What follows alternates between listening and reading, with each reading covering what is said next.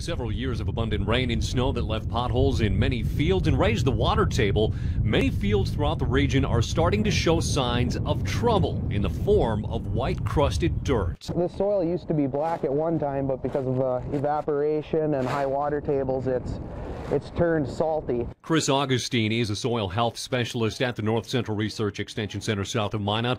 Augustine says it's a natural brew recipe that essentially turns the soil stale. And they're calcium, magnesium, sulfates, sodium and chloride salts that we're dealing with. Augustine says there are salt-tolerant crops like sunflowers and barley, but long-term water management for the field is the best solution to turning the white crust back into workable black dirt. You got to address where that water came from, whether it's putting in some sort of perennial crops to soak up some of that water, and as the water table moves down, the salts will move down with it.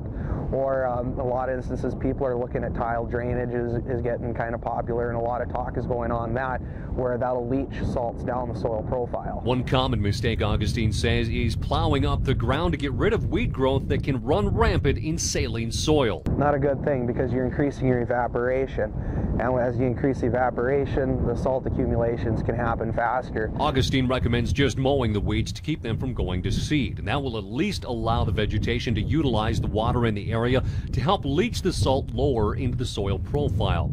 Saline soil has taken years to accumulate, and producers need to keep in mind it's a problem that won't go away overnight and could take years to bring back to optimal production.